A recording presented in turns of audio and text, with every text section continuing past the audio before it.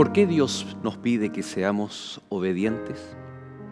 ¿Será que la obediencia tiene que ver con conceptos de unidad y no meramente como podemos tal vez creer de forma superficial, que es un Dios arbitrario que quiere y nos obliga a obedecerlo? Debiera ser una respuesta a lo que Dios es y desea para nosotros. Hoy vamos a hablar de las causas de la desunión. ¿Qué ocurre cuando un pueblo está desunido? Pero la obediencia juega un rol trascendental e importante. Estamos muy felices de en esta nueva temporada, ya la lección número 2, poder darles la bienvenida a cada uno de ustedes aquí al programa Lecciones de la Biblia.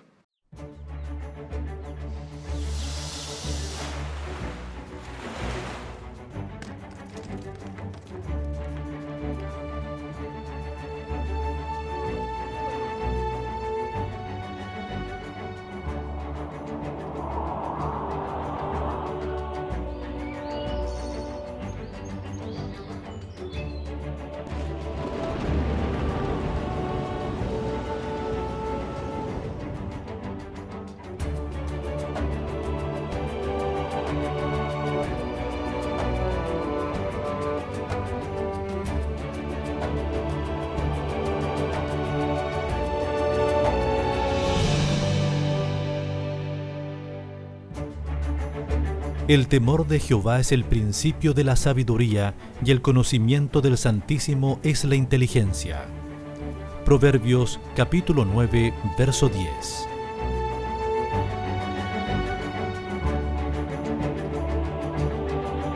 Y ya estamos al aire desde los estudios de Nuevo Tiempo aquí en Chile, compartiendo con cada uno de ustedes lecciones de la Biblia. Un cordial saludo, queridos amigos que nos sintonizan a través de la señal del canal por la televisión, aquí en Sudamérica, en los países donde el Nuevo Tiempo está presente, y por supuesto a través de la internet, a través de las plataformas digitales, a todos nuestros amigos que nos sintonizan más allá de Sudamérica, en Norteamérica, en todos los continentes, ¿no? Donde hay internet podemos llegar también en los dispositivos móviles, en muchos lugares que nos están sintonizando. Pastor Eber, bienvenido nuevamente a este capítulo. Muchas gracias, muy contento de estar segundo capítulo con ustedes acá en esta ocasión. Y estará con nosotros, si Dios quiere, toda esta temporada, así que qué bueno para que los amigos también puedan conocerle. Y Pastor Froilán Covarrubia, bienvenido nuevamente una semana más, gracias por su gentileza de estar con nosotros. Es un agrado siempre compartir, especialmente en momentos de estudio de la palabra de Dios. Para nosotros como ministros de su palabra, un tremendo privilegio. Así es. Pastor Froilán, por favor, diríjanos en oración. Amén. Nuestro buen Dios, al orar a ti, oramos pidiendo una bendición especial por cada familia, de cada televidente, de cada auditor, donde quiera que se encuentren, por las familias nuestras también. Y bendice, Señor, el estudio de tu palabra, en el nombre de Jesús. Amén. Amén. Amén. Ya que tenemos niños chicos, nosotros, ¿no? ¿Usted ya tiene nietos ya o todavía? Claro, nietos. Una nieta. Un saludo cariñoso a Catita. Aunque Catalina. El ejemplo no se aplica tal vez a la relación abuelo y nieto, porque el abuelo deja que hagan lo que quieren. Te viene el dicho corazón de abuelito, corazón de abuelita. Claro, son más permisivos, ¿no? Pero cuando nosotros queremos poner reglas, orden, uno espera, y por amor, porque queremos que nuestros hijos sean y lleguen a ser grandes hombres, mujeres de Dios y de bien para la sociedad. Y para eso hay que tener reglas, normas, y uno espera de regreso y de forma instantánea, rápida, la obediencia. A través de toda la historia del pueblo de Dios, Dios enviaba profetas para que ellos siempre pudieran obedecer a Dios y hacer la voluntad de Dios. De muchas maneras, cuando estaban haciendo lo incorrecto, llegaba el profeta a amonestar, a hablar, se paraba ahí en la puerta de la ciudad, en la puerta del templo. O sea, son abundantes los ejemplos. La pregunta es, ¿cuál es el propósito de la obediencia? ¿En qué nos ayuda? ¿En qué nos beneficia a nosotros? Porque aparentemente el beneficiado es el padre que pide obediencia, aparentemente es, en este caso, Dios que exige obediencia de sus hijos, pero para el ser humano. En todo orden de cosas en la vida cotidiana, cuando somos obedientes quedamos protegidos. Tal vez me viene a la mente cuando vamos por la carretera y obedecemos las indicaciones y señaléticas que se presentan al momento de tomar una curva, por ejemplo. Hace un par de semanas atrás estuvimos con la familia yendo por una carretera con muchas curvas y dan indicaciones en el camino, velocidad máxima. Y los entendidos y la gente que prepara las carreteras, la gente de tránsito, ve y estudia cuál es la velocidad apropiada para ir. Cuando nosotros obedecemos, estamos siendo protegidos de consecuencias nefastas. Cuando obedecemos es como si estuviésemos resguardados por barreras de protección. Y en este caso, en la vida espiritual, cuando nosotros obedecemos lo que el Señor nos presenta en su palabra, cuando obedecemos las indicaciones del Señor, de esa forma también quedamos protegidos de las consecuencias terribles que podrían también traer el pecado. Si hablábamos que las consecuencias del pecado es la desunión, en este caso la obediencia, ¿cómo nos ayuda a la unidad? La verdad es que la obediencia también implica un asunto de autoridad. Hay una relación de autoridad, de jerarquía. Esa autoridad muchas veces está asociada simplemente al poder. En el caso de Dios, está asociado a su sabiduría y a su amoroso cuidado por nosotros y por nuestro bienestar. Entonces, cuando hablamos de la desobediencia, el desconocimiento de la autoridad divina, de también sus buenas intenciones hacia nosotros y la desconfianza en sus mandatos, introduce un elemento discordante que va a afectarnos, nos va a afectar, no se van a cumplir sus buenos propósitos en nosotros, vamos a quizá indagar o incursionar en caminos diferentes y por ende, al cuestionar su sabiduría, nos vamos a dar cuenta que no hemos sido sabios.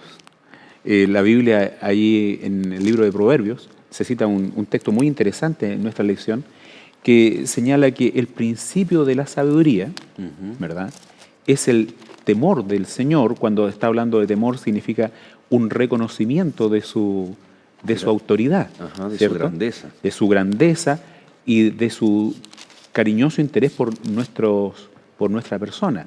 Estoy citando Proverbios 9:10. Esta versión lo dice así: venerar al Señor es el principio de la sabiduría y la inteligencia está en conocer al Santísimo. Establece entonces con claridad la palabra de Dios que la sabiduría o nuestra capacidad de interactuar con la vida, con la existencia, de una manera que nos edifique, que contribuya a nuestro bienestar, primero que todo comienza en reconocer la soberanía, la grandeza de Dios, su sabiduría, y eso implica entonces que nosotros nos sujetemos con confianza a su enseñanza y a su mandato. Es lo mismo que, por ejemplo, vamos a un médico. Si el médico nos parece una autoridad en la materia, lo más probable es que hagamos caso de sus indicaciones. No cuestionemos. Sobre todo si él en su trato con nosotros evidencia simpatía, evidencia que tiene preocupación genuina, legítima. Bueno, un saludo cariñoso a aquellos buenos doctores, ¿verdad?, que sin duda existen y que hacen de su vocación una ocasión de servicio. Cuando uno escucha a un profesor, también un saludo cariñoso a un profesor, un instructor, siempre va a sujetarse a su autoridad cuando hay ese elemento.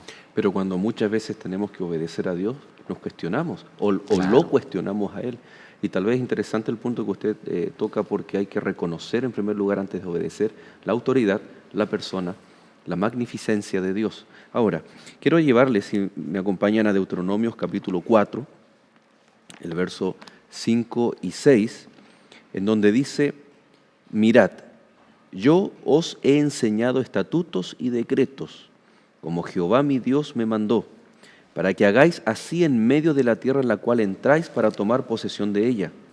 Guardadlos, pues, y ponedlos por obra, porque esta es vuestra sabiduría y vuestra inteligencia, aquella que aparece en Proverbio, ¿no? Ante los ojos de los pueblos, los cuales oirán todos estos estatutos y dirán: ciertamente pueblo sabio y entendido, nación grande es esta.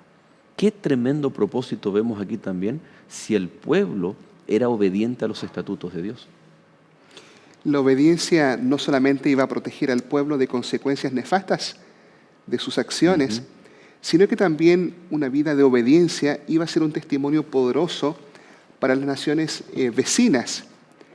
Las naciones vecinas tenían diferentes leyes y la moralidad de aquel tiempo, especialmente entre las naciones cananeas, era bastante baja. Habían desde situaciones no tan graves hasta situaciones mucho más graves. Por ejemplo, la poligamia, pero se llegaba también a practicar sacrificios humanos entre las naciones paganas. Ellos, su régimen alimenticio era diferente, y eso permitía también que en diferentes aspectos tal vez la longevidad de ellos estuviese limitada. El conjunto de leyes y normas morales de salud que Dios entregó a su pueblo les protegían, pero también iban a permitir que ellos viviesen más tranquilos, viviesen mejor, pudiesen tener más armonía y unidad. Y esto iba a permitir que las naciones pudiesen ver que en medio de este mundo confuso o de este mapa donde hay distintas realidades, había una nación que era diferente.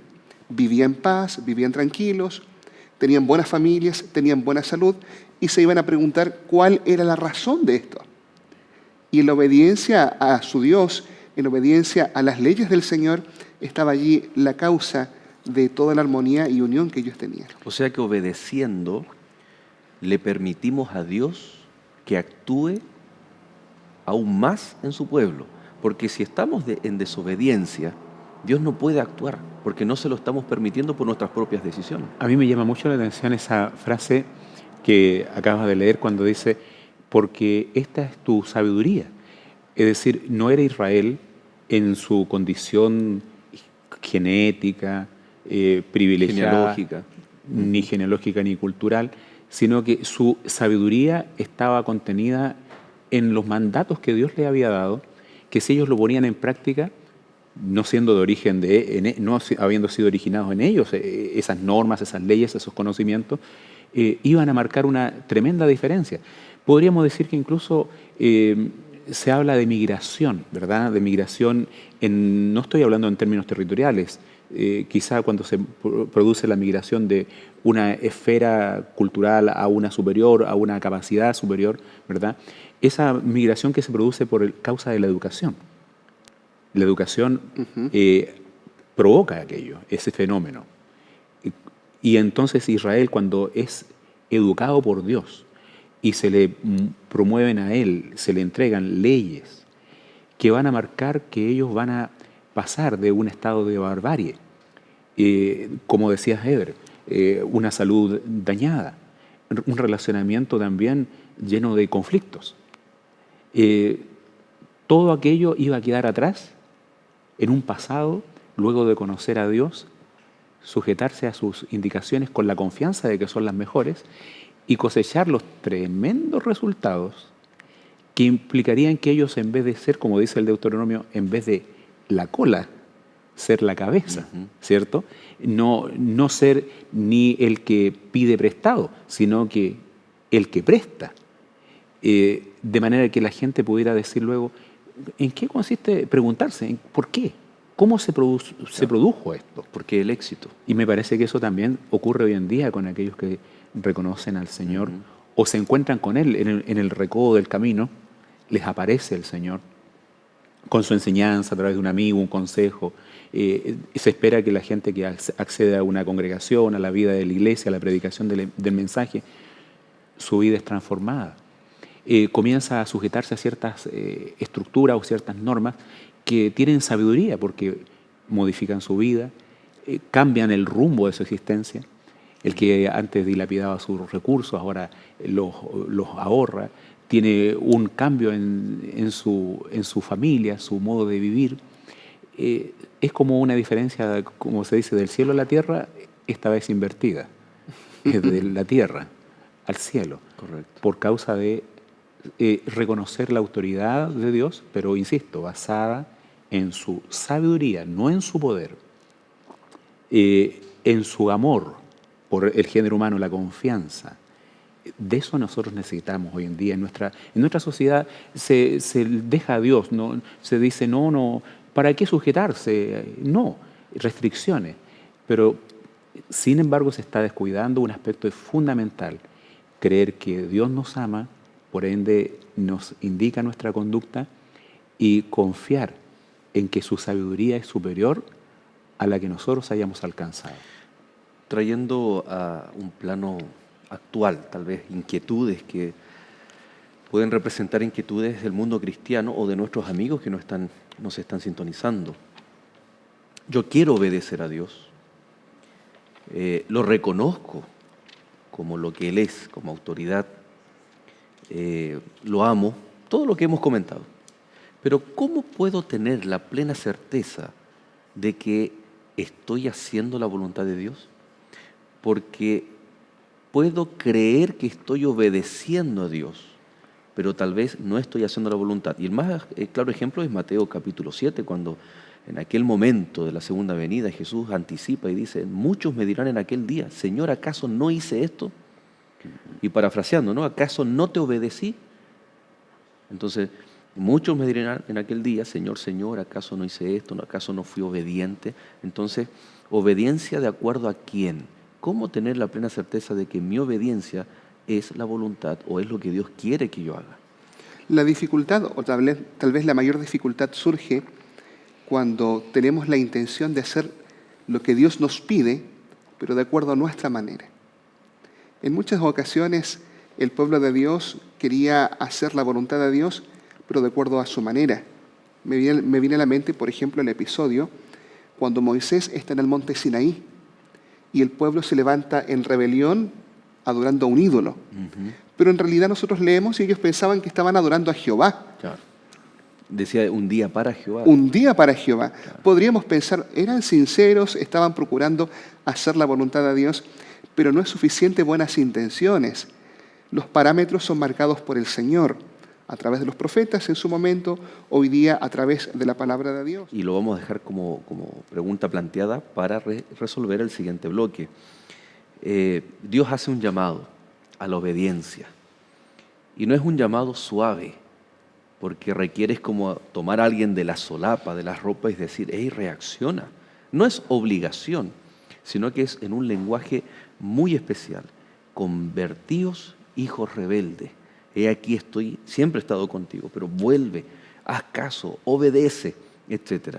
Y tal vez representa el clamor de muchos padres que al ver que sus hijos no escuchan los consejos y toman accionares completamente diferentes de aquellos lineamientos, parámetros, principios y valores que los padres quieren inculcar a sus hijos, es como un grito desesperado de un padre que ama, que ve que su hijo se está autoflagelando, se está dañando, y que parte del proceso de sanidad y de volver es ser obediente a aquellos consejos y principios que siempre han estado. Cómo Dios lo hace, lo hizo en el pasado y lo hace hoy en día para nosotros.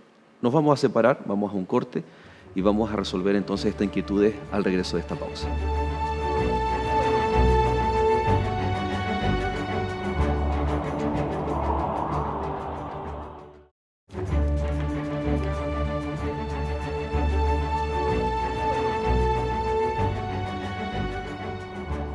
Ya estamos de regreso, queridos amigos. Muchas gracias por su sintonía.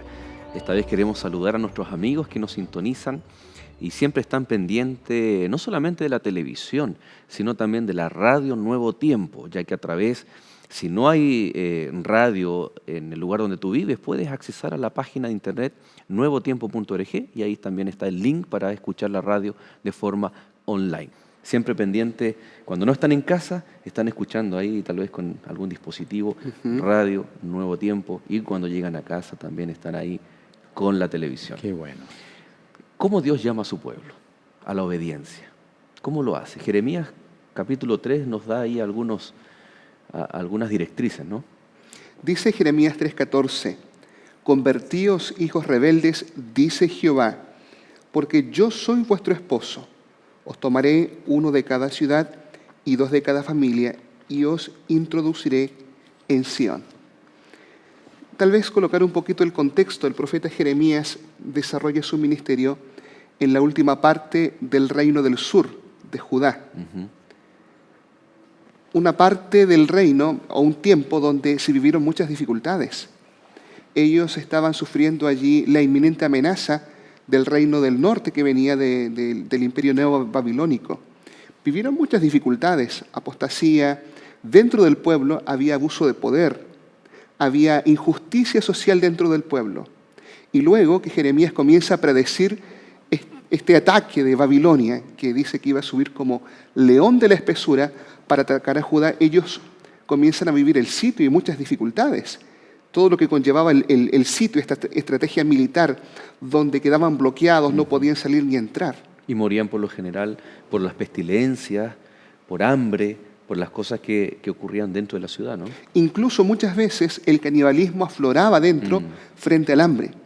Lo que llama la atención es que a la desarmonía que estaba ocurriendo y que se iba a incrementar adelante, Jeremías coloca una razón espiritual. La razón de la desarmonía, de la injusticia social, del abuso, de la amenaza de Babilonia, no estaba, Jeremías lo menciona varias veces, en buscar la unión con Egipto. La solución no va por ese lado. La solución no está tal vez en buscar más fuerzas para rebelarse contra Babilonia. Es una razón espiritual. Convertíos, volveos al Señor. Aquí se coloca una razón espiritual y tal vez el haberse alejado del Señor es la razón por la cual la desarmonía y la desunión, tanto a nivel social como a nivel de familiar, como a nivel político, estaba ocurriendo en el reino. Podemos hablar incluso de que las crisis que hoy puede estar viviendo la sociedad tiene que ver por un distanciamiento de Dios y sus principios y sus valores. De hecho, es el resultado de aquello, ¿no? Donde quiera que el corazón humano se aparta del Creador, no reconoce sus orientaciones, entonces el ser humano incursiona lamentablemente en un laberinto. Siempre va a estar chocando con alguna situación y va a querer resolverlo de una manera que no va a haber acuerdo. No va a haber acuerdo porque cada cual va a tener su visión respecto a una solución. Unos querrán ir de un lado, otros querrán prevalecer del otro, y el ser humano generalmente estará yendo hacia un diagnóstico equivocado de su problemática y por ende, si volviendo al caso de un médico, si erramos en el diagnóstico, naturalmente que el tratamiento no va a ser el indicado, ni los medicamentos. El ser humano piensa, saca conclusiones. Nuestro problema está aquí, nuestro problema está allá. Hay veces cuando las conclusiones son tan erradas, tan terriblemente erradas. Permíteme una ilustración. Hace pocos días escuchaba y leía también de algunos científicos decir el planeta Tierra ya llegó a su punto sin retorno y ponen plazos. Entonces, solución, buscar vida en otros lugares, la solución científica.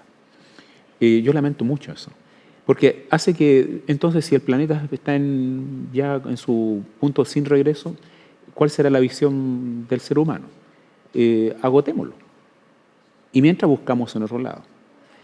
A mí me gustaría compartir una visión más de esperanza, poder decir, el planeta tiene solución. La naturaleza ha mostrado en gran medida que se está defendiendo, pero que también hay ciclos y elementos que Dios ha puesto para revertir. Comencemos ya, comencemos con lo nuestro, hagamos algo. Pero ¿de dónde surge esa visión de explorar otras vidas, de otros mundos, esto, otro? Claro. Siempre está lo mismo, negar la autoridad divina sobre el planeta, cuidarlo como Dios nos pide, ejercer una mayordomía prudente de los recursos, sujetarnos a sus normas, a sus leyes, darle descanso. Y eso podemos resumirlo como comenzar a acercarnos aún más a Dios. ¿Les ha tocado a ustedes cambiar el tono de la voz para hablar a los hijos cuando necesitan corrección? Si cambiamos el tono de voz, no estoy diciendo gritarle no, una disciplina correctiva. Ser más enfático. Correcto. Pero por eso, y probablemente puede causar el dolor o el llanto en ellos cuando son más pequeños, ¿no? ¿Eso significa que los dejamos de amar o que dejamos de ser sus padres? Llama mucho la atención en el verso 14 que dice: convertíos hijos rebeldes, dice Jehová, porque yo soy vuestro esposo. No tenemos los énfasis aquí de de Claro, voz, de la de voz. voz. de la inflexión de la voz. Tiene que haber sido un llamado enérgico, pero hijos rebeldes, pero eres mi hijo, o sea, y yo soy tu esposo, o sea, el Señor de alguna forma presenta vínculos afectivos, está presente el principio del amor, te has alejado tanto, tienes que venir, y es un llamado, ya no es dulce, es un llamado enérgico, pero la que idea de está conversión- enfatizando el relacionamiento que hay ahí, ¿no? Y la idea de conversión involucra dar un vuelco en la dirección que estábamos llevando. Ahora, reconozcamos nosotros que al pueblo al cual Jeremías le está hablando, no es un pueblo que no profese creer a Dios. La problemática es que el pueblo nominalmente profesa servir a Dios, pero no tiene su corazón con el Señor. No es suficiente que nosotros profesemos creer en Dios hoy día. Debemos volvernos a Él, debemos hacer su voluntad. Hoy día, lamentablemente, vivimos, especialmente en todo este sector del mundo occidental, mucha fe nominal. Y en el tiempo del pueblo de Judá había una fe nominal, pero el llamado es no solamente a creer en Dios, sino a dar un vuelco en la vida y retornar al Señor, convertirnos a Él. Uno de los elementos que puede atentar contra ya hablamos, es la desobediencia, estar alejado de los principios de Dios, pero volvamos a un pueblo de Dios que intenta y está luchando, esforzándose por guardar los principios y los valores de Dios, pero que tiene un ataque y que en una de las lecciones vamos a conversar, que incluso el Señor ora, te ruego que los guardes del mal. Están en el mundo, es decir, todo lo que les rodea, de alguna forma, va a atentar directamente contra la unidad, y esto estamos hablando de la cultura, de lo que nos rodea. ¿De qué forma en la Biblia hay algún ejemplo en que el pueblo de Dios se vio amenazada su unidad por la cultura que le rodeaba? Bueno, la historia del pueblo de Israel está marcada con eso, ¿verdad? Sin monarquía, tiempo de los jueces. La conclusión que da la Biblia, cada cual hacía lo que bien le parecía. Después con la monarquía, bueno, ahí ya Jeremías está profetizando en un periodo donde la monarquía se estableció, a partir de David en adelante, Saúl en realidad en adelante. Y siempre en la misma situación. Yo quería destacar un aspecto, Dios usó distintas formas de apelar a sus hijos. En la Biblia podríamos desarrollar un tema quizás, ¿verdad? Cómo habló Dios a sus hijos. Les orientó, les aconsejó, les rogó. Podríamos incluso decir, les lloró. Podríamos decirlo, asegurarlo. Jesús lo dijo. Lloró sobre Jerusalén. ¿Cuántas veces quise juntar a tus hijos? Como la gallina junta sus polluelos bajo sus alas, pero no quisiste. ¿Por qué ocurrió? ¿Por qué la nación desobedecía? Es curioso, es interesante. Hubo un planteamiento hace un tiempo atrás, leí sobre esto. Quiero destacar que en el tema de la senda al corazón, hay un libro que se llama así, del pastor Kunt, habla acerca de cómo Dios se abre camino hacia el ruego en Oseas, a la mujer infiel representada por su pueblo, y todo aquello. Pero también escuché la postura de un dirigente nuestro, hace un tiempo en una ponencia extraordinaria, y planteaba que toda vez que el pueblo de Dios fue permeado por culturas que estaban en su entorno, circundantes, fue cuando Israel perdió de vista la misión. Cuando el pueblo de Dios dejó de hacerse cargo de representar a Dios y sus modelos de vida, su estilo de vida y sus mandatos ante las naciones circundantes para beneficiarlas, ocurrió que fue evangelizado por las culturas, las formas de vida de sus vecinos. Ellos debían conquistar esos lugares. Exacto. Ellos debían vivir en medio de, pero no adoptar las prácticas de. Exacto. Y no era una conquista de armas, si bien se habla de que ellos debían llegar a Canaán y expulsar las naciones. Sin embargo, cuando uno examina en profundidad, nunca se dejó una nación o una ciudad sin oportunidad de arrepentirse. De hecho, ellos debieran haber hecho una labor tal, al conquistar la tierra, que muchas naciones adhirieran a su fe Y de hecho, más de alguna de las ciudades llegaron a hacer ese tipo de unidad con Israel, un pacto, al reconocer su grandeza. Vino hasta de lejanas tierras otra gente. Se habla de la reina de Sabá, que vino allí a buscar sabiduría en los tiempos de Salomón. Cuando el pueblo de Dios representó sus principios, evangelizaba al mundo, por decirlo así. Lo trasladamos ahora a nuestra situación. Si la iglesia deja de representar a Dios y deja de incursionar con una postura evangelizadora, generosa, naturalmente se va a ver expuesta a la influencia, ¿verdad? Si nosotros no valoramos nuestros principios, en otras palabras, nuestros propios conocimientos al grado de decir, mira lo que tengo, están así, quiero compartirlo contigo, quiero demostrártelo. Al contrario, menospreciamos lo que tenemos. Decimos no, lo ocultamos y lo negamos con nuestros actos. Naturalmente que vamos a ser influenciados por los demás. Y vamos a dejar de ser y vamos a llegar a ser lo que dijo Jesús, si la sal, vosotros sois la luz del mundo, vosotros sois la sal de la tierra. Y si la sal pierde su sabor, y lo otro que dijo, y la luz no se prende para ponerla debajo del velador. En ese tiempo se hablaba de la medida del cereal, del almud. En Chiloé, que sabe harto de eso, yo estuve ahí, ¿no? El almud, un almud, medio almud. Pero dice, no se pone bajo el almud, que es una especie de cajoncito donde se mide, hasta las papas se venden fuera del almud. Pero dice, no se pone bajo un almud.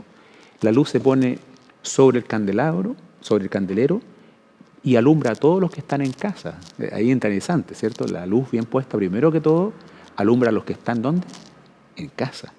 Y desde allí se dimana hacia el resto del mundo. Eso es nuestro llamado. Si tuviésemos que sacar la cuenta en porcentaje, y de hecho existen esos estudios, por ejemplo, de los reyes de Israel y de Judá, ¿en qué porcentaje hicieron lo bueno y quiénes fueron los que hicieron lo malo? Y ampliamente en esta encuesta, los que se llevan el premio por hacer lo malo, un premio negativo, ¿no? Son esos reyes que hicieron lo malo y que conducían al pueblo para aquello, ¿no? Y que se emparentaron con pueblos vecinos. El que, caso por de ejemplo, Acab con Jezabel. En Jueces 3, 5, 7, antes de esta permisividad que los reyes introdujeron en el pueblo, ya el pueblo lo hacía, dice que se mezclaban y dieron sus hijos a los cananeos. Sobre la frase que se repite bastante en el libro de Jueces, cada cual hacía lo que bien le parecía, estamos hablando del tema de voluntad y libre albedrío. Un don espectacular que el Señor otorgó a sus hijos. Y podemos usarlo, pero cuando la voluntad o el uso de la voluntad no es santificado, genera problemas. ¿Cuál fue aquí la causa de la desunión? ¿Cuál fue aquí la causa de los problemas? El uso no santificado del don de la voluntad. Yo puedo elegir lo que quiera, pero yo no puedo elegir las consecuencias de mis elecciones.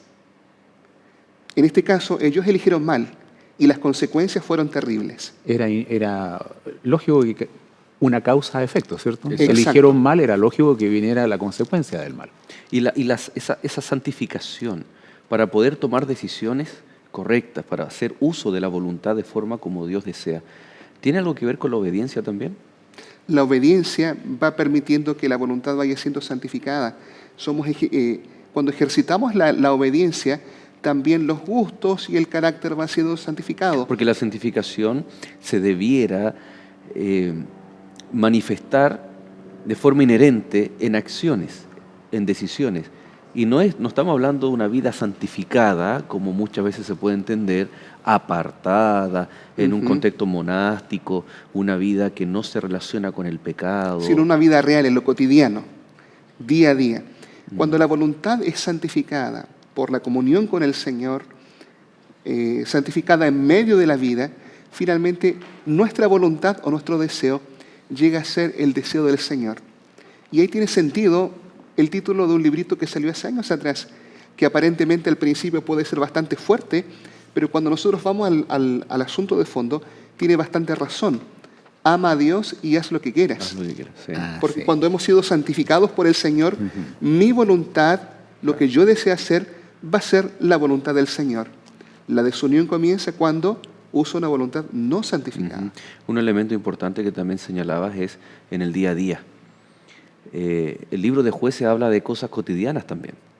Si bien el rey se aparta, el líder o los sacerdotes y todo el pueblo también se aparta, pero se evidencia también en las cosas cotidianas, es decir, no le podemos echar la culpa exclusivamente al rey. Tal vez esta mezcla cultural en donde yo comienzo a mimetizarme con el mundo no es solamente puntos estratégicos o cardinales, doctrinales, tiene que ver también con esas cosas, esos detalles que uno va viendo en la vida. Pero mire, vamos a ir viendo, ya nos queda el último bloque donde vamos a ver de qué forma esto también se vio y es bastante evidente la división incluso en el reino de Dios, ¿ya? Pero también vamos a estar viendo allí acerca algunos ejemplos en el Nuevo Testamento, en Pablo, y especialmente los dichos de Jesús para prevenir la apostasía. Habla de lobos rapaces y un lenguaje que es bastante práctico y claro, porque Dios desea cuidar a su pueblo, a su iglesia en unidad. No se separe, vamos a un alto y ya regresamos.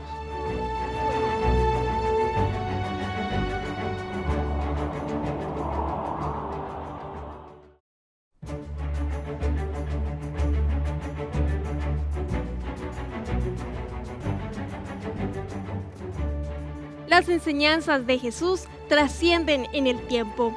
¿Te gustaría saber qué enseñó Jesús acerca del perdón, acerca del dinero, acerca de la oración, el Espíritu Santo, entre otros temas? Aquí, en este curso bíblico, Enseñanzas de Jesús, encontrarás las respuestas. Para solicitarlo, solo debes llamarnos a los teléfonos que están apareciendo en tu pantalla. También puedes enviarnos un correo electrónico a esperanza@nuevotiempo.org y solicitar gratuitamente este material. ¡Te esperamos! Y ya de regreso a nuestro último bloque de lecciones de la Biblia, estamos hablando acerca de las causas de la división, ¿no?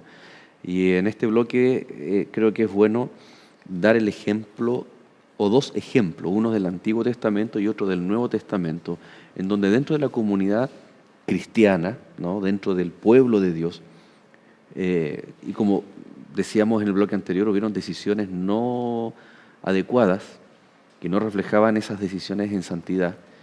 En el caso de Roboam, por ejemplo, ¿no? El contexto histórico dice que él pide consejo y le dan un muy buen consejo, ¿no? El pueblo estaba ahí un poco preocupado, oprimido por los tributos que había que pagar para el sostenimiento del reino. Y en algún momento Roboam acepta y dice, sí, me gusta. Era el consejo de los viejos, De los ancianos. de los ancianos, los consejeros. Y luego vienen los jóvenes y le dicen, no te demuestres blando, sé fuerte. Tienes que demostrar un carácter y tienes que duplicar los tributos al pueblo. Entonces le pareció bien a Roboam y él tomó esa decisión y la verdad que causó un gran problema en Israel. ¿Cuál fue esa decisión? ¿En qué derivó? Se veía venir, venía desde Salomón, por copiar principios equivocados. Salomón habló de una grandeza material, descuidó lo espiritual. Entonces sacó demasiado dinero de su pueblo y agravó su servidumbre. Tuvo muchos esclavos, Salomón, siervos que eran obligados a dar su servicio a la corona. El pueblo vino a pedir, alivia un poco esto, para poder tener un mejor pasar. Era su oportunidad, pero se veía venir que por la desobediencia vendría la falta de unidad, la desunión. Los jóvenes aconsejaron de una manera, yo quisiera aprovechar de dar ese paréntesis, quizás siendo ya un hombre con experiencia, digámoslo, que se da generalmente esa situación de desoír el consejo de las personas que ya llevan una trayectoria. Claro. Y entonces el consejo fue tan cariñoso de parte de los más adultos. Hazle caso al pueblo y te va a amar y te va a servir. La revolución se dio cuando él hizo caso del consejo juvenil. Ponte serio, amenázalos. ¿Y qué pasó? El reino se dividió quedaron apenas 2 tribus, ¿verdad? Y hubo ahora un reino del norte, un reino del sur, en una nación dividida por causa de desatender el consejo y la sabiduría que viene de Dios y que a menudo puede Dios hablarnos a través de una persona que ha vivido y que viene de retorno y que puede contarnos cómo es el camino, cuáles son las mejores vías y cuáles son los mejores métodos. Dios quiera que nuestros años nos lleguen, entre paréntesis hablo con los adultos mayores, ojalá que los años marquen cierta diferencia. Yo quisiera en mi ministerio también marcar una diferencia, se pueda decir, mire, algo importante, el pastor sabe escuchar, sabe orientar, no solo escucha con los oídos, puede escuchar con el corazón, Correcto. con la vista. Que la experiencia suya, amigo adulto, mayor, amiga, se muestre que, como Moisés dijo y oró, ¿cierto? Señor, que aparezca en tus siervos tu obra. Y entonces ese consejo también va al lado inverso a los jóvenes. No desatiendas el consejo de un ser amado que tiene su experiencia. En la iglesia tengamos en cuenta a las personas de edad cuya experiencia debe ser considerada. Y donde quiera que podamos detenernos a escuchar a los demás, escuchar también las amonestaciones de la vida, la providencia, detenernos a decir, mire, no me fue bien así. Cuestionarnos, esa capacidad de cuestionarnos, de poder reconocer y ponernos en una plataforma de humildad frente a la existencia. Y que ayuda mucho aquello para las relaciones interpersonales también, Y que qué son un factor tremendo importante factor de unidad sería. para la unidad. Porque se ha dicho, miren, del lenguaje que se nos enseña en el colegio, a leer y escribir, pero también es parte de la comunicación y del lenguaje el escuchar y el analizar. Ahora, en este contexto, todos los profetas, la gran mayoría de los profetas, o todos mejor dicho, ¿no? Ante esta división del reino, sus mensajes, Isaías, estoy pensando en Jeremías, que ya me lo mencionamos, Ezequiel, amonestan al pueblo, ¿no? Ocurre lo mismo en el Nuevo Testamento, Pastor Eber. Encontramos allí divisiones y amonestaciones ya no de profetas, pero sí de apóstoles, en el caso del apóstol Pablo. Sí, el apóstol Pablo predice, inspirado por el Espíritu Santo allí con los ancianos, que dentro del seno de la iglesia cristiana entrarían divisiones, y estos serían producto de herejías y enseñanzas extrañas. Él usa, tal vez tomando algunos elementos del Señor Jesús, la imagen de lobos rapaces que no perdonarían el rebaño. Tal vez por eso el apóstol Pablo es enfático al presentar la primera palabra y dice: apacentad la grey de Dios. Apacentad la grey de Dios. Muchos de los problemas, tal vez, de desunión o tal vez de diversas doctrinas, comienzan cuando no vamos a hablar solamente de pastores, porque pastores son solamente algunos de los líderes, pero el cuerpo de la iglesia tiene muchos líderes. Exacto. Cuando dejamos de cumplir la labor de apacentar la grey de Dios. Tal vez si la iglesia apacentase más todavía, evitaríamos un montón de divisiones o tal vez de especulaciones doctrinales que muchas veces se presentan. Allí Pablo es enfático: apacentad la grey de Dios. ¿Por qué? Porque hay un peligro inminente. Hay un peligro, hay doctrinas extrañas que pueden entrar, hay lobos rapaces. Apacentad la grey de Dios. Está llevándonos a un ejemplo que Jesús usó muchas veces en Juan capítulo 10, la figura de que la iglesia o el pueblo de Dios es como un redil, ¿no? Y hay que cuidarlo. Claro. Hay que protegerlo de las amenazas, y aquí está identificando, como bien dices tú, las herejías, aquellas apostasías también, ¿no? O como resultado de la apostasía. Me encanta la posición que Eber plantea, es parte de la desunión. Él plantea el tema del liderazgo por presencia. Jesús lo plantea, es decir, las ovejas, dice, oyen la voz del pastor y lo siguen. Una forma curiosa de apacentar. En Chile no practicamos ese apacentamiento. Es más, vemos el arriar. el arriero, ¿cierto? Se envía el perro. Pero en el caso del pastor de Israel, el pastor duerme con la oveja. duerme allí, come en presencia de la oveja. La paciente, el Salmo 23 es una maravilla, ¿no es cierto? Me lleva a lugares de delicados pastos, ahí me hace descansar, se preocupa de mí. ¿Cuántos problemas en casa se resolverían más con la presencia de los padres? ¿Cuántas rebeldías juveniles serían sanadas más con un padre, más que castigador o que legislador, un padre compañero, amigo? No digo que sea el amigo, porque amigos podrán tener muchos y padre uno, lo mismo la madre.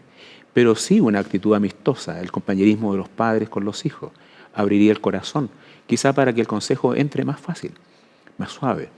¿Qué decir también de la orientación del rebaño? El rebaño no se va a ir lejos si el pastor está allí. Los lobos no se van a acercar en presencia del pastor. ¿Por qué muchas veces tenemos que andar nosotros corrigiendo aquí, allá? Es por ausencia. La queja del anciano de iglesia, el pastor, usted no está, no sabe esto. ¿Por qué no sabemos?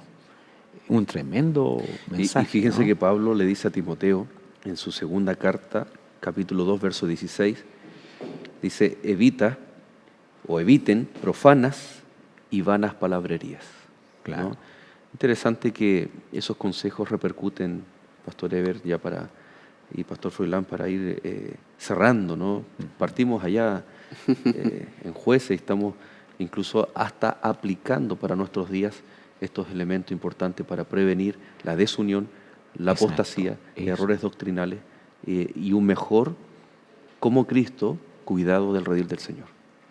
Bueno, Pablo le dice a Timoteo en su momento, predica la palabra. Muchas de las dificultades, tal vez a nivel doctrinal o teológicas, surgen cuando dejamos la palabra a un lado y comenzamos a hablar vanas palabrerías, o tal vez sencillamente a presentar, ¿no?, algo novedoso o extraordinario, algo que tal vez nadie ha encontrado, o a buscar algún asunto extraño por allí. Novedoso, sensacionalista. Nuestro mensaje debe ser eminentemente bíblico. Queridos amigos, el estudio ha sido muy especial, hemos avanzado, hay muchos aspectos tal vez que no vamos a alcanzar a ver en honor del tiempo. Sin embargo, queremos invitarles para que también puedan acompañarnos en alguna de las iglesias adventistas este sábado, donde vamos a estar hablando de este mismo mensaje. Entra a www.encuentreunaiglesia.org. Vamos a estar con la misma temática, serás bien recibido y también podrás disfrutar de la comunión con la iglesia del Señor. El pastor Joel tiene ya preparado allí el resumen para nosotros, así es que vamos a ir con él. Pastor Joel, cuéntenos, ¿qué resumen? Un lindo desafío de esta lección, ¿no? Así que acompáñenme, amigos, aquí en nuestra pantalla, porque queremos intentar resumir todo lo que hemos conversado, y especialmente un abrazo, un cariñoso saludo a cada maestro de la escuela sabática, de aquel grupo de amigos que está cada vez en sintonía de lecciones de la Biblia, y poder compartir estos puntos de forma objetiva, clara, para el crecimiento y edificación de la iglesia. Tenemos entonces la primera columna, la obediencia. ¿Cuáles son o cuál era el propósito de la obediencia y cuál sigue siendo? Hablamos de protección, de bendición, pero especialmente para crear esta conciencia de la unidad. Cuando obedecemos a Dios, no solamente somos bendecidos, somos protegidos, sino que también nos identificamos. Al obedecer es muy importante saber de que estamos haciendo la voluntad de Dios, porque hacer la voluntad de Dios es un factor clave de la unidad. Nos da sentido de misión, nos permite reflejar el carácter de nuestro Señor. Y por supuesto, la comunidad que, haciendo la voluntad de Dios, resiste la idolatría, va por el camino correcto, blinda y pone muros para que las influencias culturales, para que las influencias de este mundo no afecten el estilo de vida, la obediencia y hacer o tener la certeza de estar haciendo la voluntad de Dios. En contraparte, la desobediencia, que es propia del ser humano, que la podemos ver en el día a día, pero en el plano eclesiástico, ante la desobediencia del pueblo de Dios, el ejemplo del libro de Jeremías, especialmente el capítulo 3, desde el verso 12 en adelante, donde el Señor decía: convertíos a mí, hijos rebeldes, recuerda que yo soy tu esposo. Es decir, tenemos un pacto, una relación que Él quiere restaurar. Y Él dice, nunca te olvides de que sigue siendo mi hijo. Un poco haciendo alusión, ¿no?, a la parábola del hijo pródigo, ese padre que si hubiese tenido un teléfono, un medio de comunicación, insistentemente está llamando a su hijo para que vuelva. No por estar lejos se rompe esa relación de filiación. El tiempo de los jueces, como la cultura, como ellos quisieron hacer lo mismo que hacían aquellos que les rodeaban, circundantes, esas culturas circundantes. Y los últimos dos ejemplos, Pablo en Corinto, una iglesia en donde había competición, yo soy de Apolos, etc. Y en Efesios, o a los Efesios, el apóstol Pablo da recomendaciones de apacentar la grey, de cuidar a la iglesia para evitar la apostasía y por consecuencia la desunión. O al revés, ¿no? Si una iglesia está desunida, lo más probable es que la gente se desanime, se salga porque no tiene sentido de pertenencia y termine en apostasía, en herejías, en movimientos paralelos o externos al pueblo de Dios en unidad. El apóstol Pablo ya lo anticipó y lo adelantó. ¿Será que también nosotros estamos enfrentando estos desafíos? Que Dios nos ayude, que Dios nos bendiga para enfrentarlos cada día en el poder de su Santo Espíritu. Pastor Eber.